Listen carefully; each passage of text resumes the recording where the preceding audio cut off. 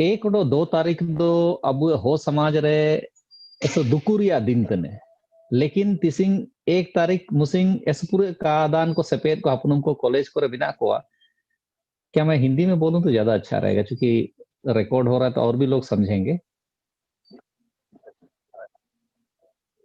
तो 1 और 2 तारीख को आदिवासी हो समाज में जश्न का नहीं लेकिन दुख का माहौल होता है। काफी सारे युवाओं को जो भी पढ़ते हैं स्कूल में कॉलेज में उन लोग को जानकारी नहीं है तो 1 तारीख को अक्सर पिकनिक मनाने निकल जाते हैं।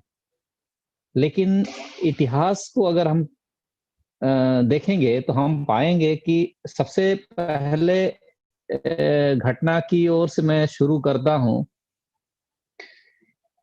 यहाँ चित्रबिला में एक ऋतु गुंडई करके एक व्यक्ति रहते थे। उनके बारे में माना जाता था कि वो काफी शक्तिशाली थे, काफी आध्यात्मिक शक्तियां उसके पास थी। तो मयूरभंज राजा के साथ अक्सर लड़ाई होती थी। तो ये छिपने का इनके पास अजीब सा तरीका था। सुनते हैं कि वो नदी में 1 घंटे तक नदी के अंदर वो रह के सांस रोक के रह सकते थे ताकि कोई उन्हें खोजता था तो वो वैसे ही निकल जाता था। वो उन लोग के जाने के बाद वो निकलते थे। कि 12वीं शताब्दी के आसपास में ये बात हुई है। तो जब इनको कोई मार नहीं पा रहा था, मारा नहीं जा सक रहा था, ऐसी स्थिति में जब किसी तरह उनको पकड़ा गया तो उनको जो ढेंकी होता है ढेंकी में कूट कर उनको मारा गया था।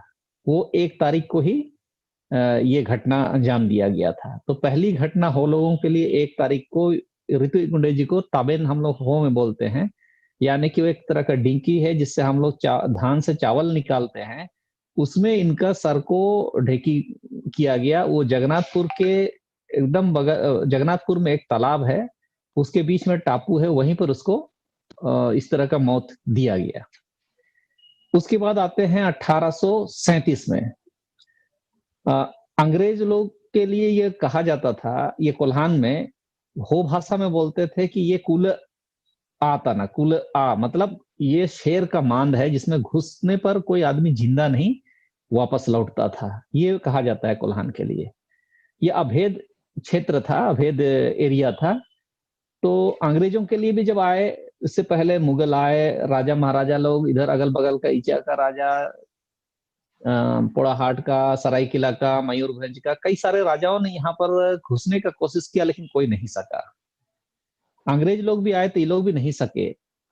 तो ये लोग इसी कोल्हान को पार करने के क्रम में सेरेंसिया में इनके पोटो हो नारा हो लोगों के साथ इनकी लड़ाई हुई थी। तो वो फील्ड की लड़ाई अंग्रेज लोग हार गए थे, उनको वापस आना पड़ा था।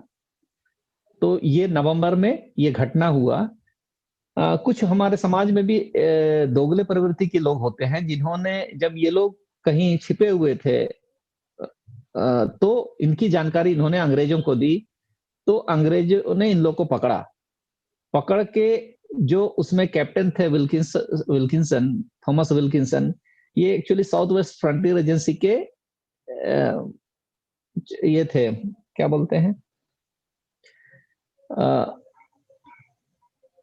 साउथ वेस्ट फ्रंटियर एजेंसी के में वो पददारी थे। अभी नाम भूल, अच्छा खैर ये तो पॉल पॉल बोलेंगे उसको। पॉलिटिकल एजेंट, पॉलिटिकल एजेंट, हाँ पॉलिटिकल एजेंट थे।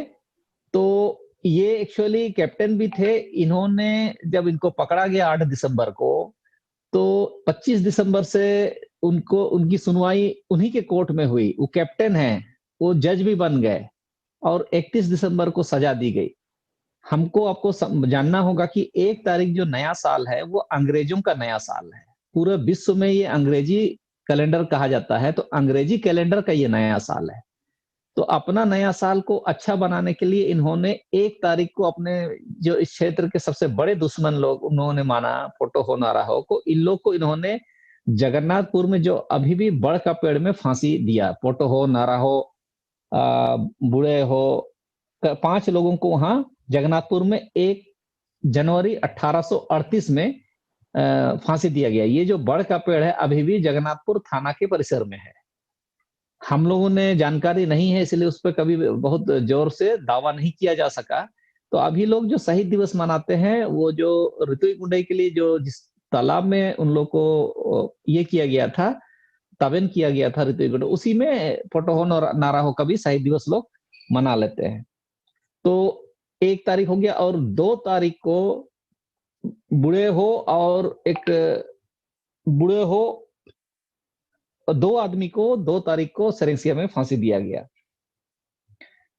तो ये हो गया 1838 में। एक तो 12वीं शताब्दी की बात हो गई ऋतु गुंडई का, एक हो गया 1838 में 1 तारीख को पोटोहो नाराहो लोग को जगन्नाथपुर में, और 2 तारीख को बूढ़े हो और बुढ़िया हो इन लोग को सेरेंसिया में। अब आते हैं आजादी के बाद 1 जनवरी 1948, जो हम लोग को खरसावा के अगल बगल हो समुदाय के लोग ज्यादातर रहते हैं, लेकिन वो बेल्ट ऐसा है कि वहाँ उड़िया भाषी लोग भी वहाँ रहते हैं, और जो खरसावा के राजा हैं वो उड़िया भाषी हैं। तो इन्होंने उड़ीसा में अपने क्षेत्र को मिलाने में सहमति दे दी, लेकिन यहाँ के वो लोग इसे नहीं स्वीकार कर रहे थे। तो जबरन सरदार वल्लभ भाई पटेल जो उसमें गृह मंत्री थे, इनकी सहमति मिलने पर जबरन इस क्षेत्र को उड़ीसा में मिलाया गया, जिसका वो लोग विरोध कर रहे थे। उस समय एक आंदोलन चल रहा था बृहत झारखंड का। तो बृहत झारखंड में रायरंगपुर तक आ जा रहा था, काफी सारा एरिया था बृहत झारखंड में। तो वो आंदोलन भी उस समय था कि भाई आप उड़ीसा बना रहे हैं, हम तो अपना झारखंड ही बड़ा बना रहे हैं, अलग बना रहे हैं। तो उसी के लिए एक बड़ी सभा ये गांव के मतलब क्या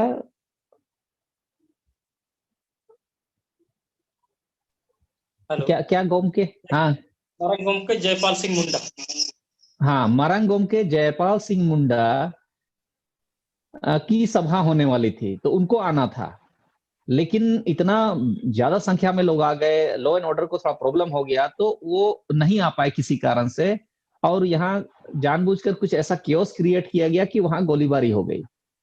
तो 1 तारीख को उन लोग पर इतनी गोलीबारी चली, हजारों लोग मरे, जैसे 2000 के आसपास का आंकड़ा लोग जो प्रत्यक्षदर्शी बताते हैं, लेकिन पेपर और जो सरकारी तंत्र है वो तो 35 ही बताती है। लेकिन जो जर्नलिस्ट लोग इस पर रिसर्च किए हैं, जो इस पर काम किए, उन लोग के अनुसार तो हजारों की संख्या में है। तो ये हुआ 1 तारीख 1948। उसके बाद आते हैं कलिंगानगर। 2006 में कलिंगानगर गांव में दुबुली गांव है, तो वहां पर टाटा कंपनी अपना एरिया का विस्तार कर रही है।